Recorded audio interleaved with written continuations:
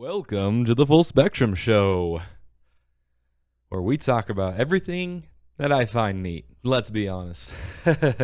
So, today, I'm sure many of you have already heard that Microsoft has decided to buy Activision Blizzard for a whopping $68.7 billion. Now, this is coming on the heels of Microsoft buying so many massive studios. I mean, 7 years ago, we had them buying Mojang for $2.5 billion. And that has proven to be quite the profitable investment.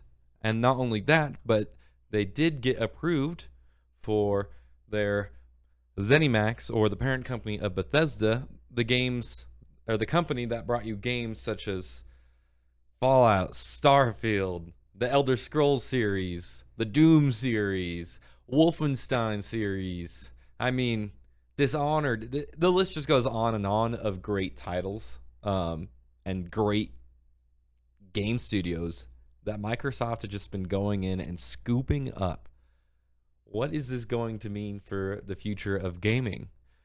I, for one, think it's great because I think it's going to bring even more plethora of titles to PC, but that is because, I'm biased and I play PC games.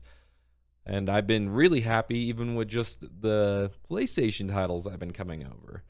But what will this mean for PlayStation players? How many of these new games are going to be exclusive? I mean, we're talking about some seriously huge titles that Activision Blizzard owns, from World of Warcraft, all the Call of Duty series, Diablo, Candy Crush, Hearthstone, Overwatch.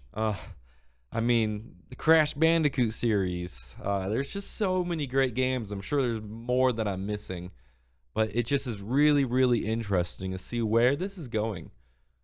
I mean, how many of these studios can Bethesda buy before they're considered a monopoly over at least the console wars? I don't know. It's a really great question, really intriguing.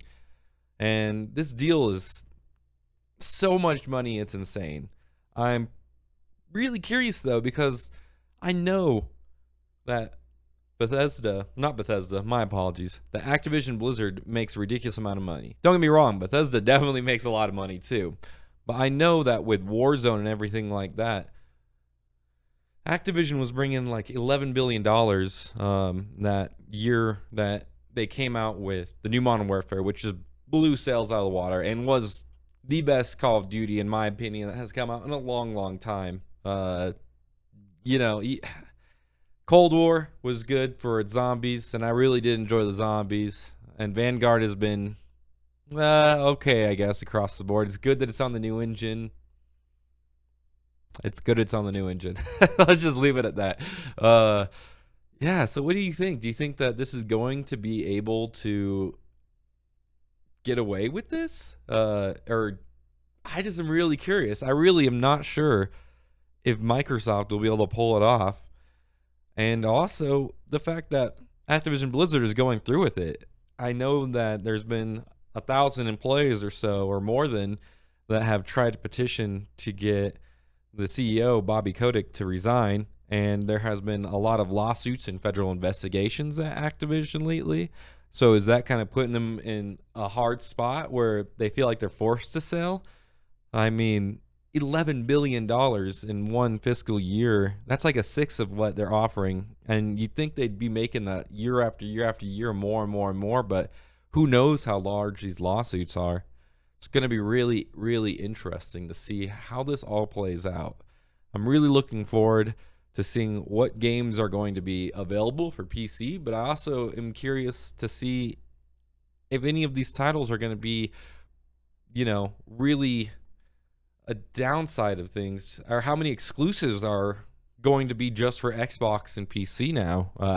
I really like the idea of crossplay and being able to play with my friends on PlayStation and friends on PC and friends on Xbox.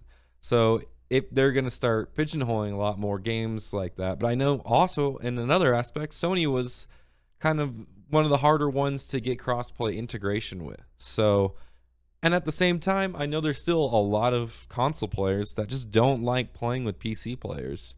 I think that the playing field is a lot more even, especially with the new consoles coming out. But we'll have to see. I really think that this is going to be a big, huge deal in the gaming industry, and it's not going to happen anytime soon. We're going to pass as regulatory bodies to make sure that this isn't considered a monopoly, which it may very well be. I'm not too sure. This is a huge, huge purchase.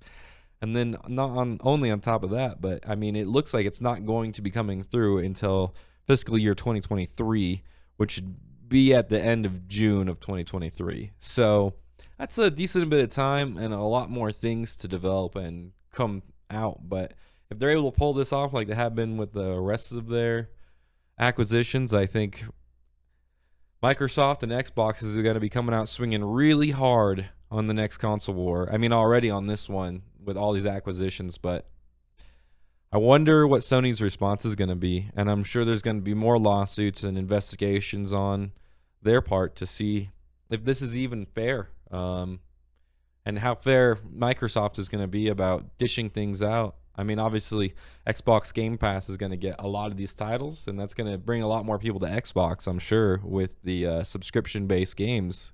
And honestly, they're pretty reasonable priced when you're looking at the Xbox Game Pass. So I'm really curious. What do you think about all this? Do you think that this is going to be put down as monopoly? How many titles do you think are going to be exclusives? Or do you think Microsoft is going to be generous about sharing all these new acquisitions and new titles? Or do you think we're going to get a lot more Xbox and PC exclusives? For me personally, I think a lot of the single player games are going to be that way, but I hope that a lot of the multiplayer games are still coming out for everybody. I really want to play with everybody, and I hope that it really pushes crossplay forward. Let me know if you think crossplay is just not a thing. I really like to see, especially games like Insurgency Sandstorm with lower player counts. I think it'd be extremely beneficial for games like that to come across with more player count, you know? I really do. I think that having especially with co-op games and things like that, there's no reason for competition in a co-op game, really. Let's just have fun and let's play with our friends. That's all I want. This has been the Full Spectrum. If you like this kind of content, please make sure to like and subscribe. I will be making more, and I hope to see you coming back to the channel. Thank you so much.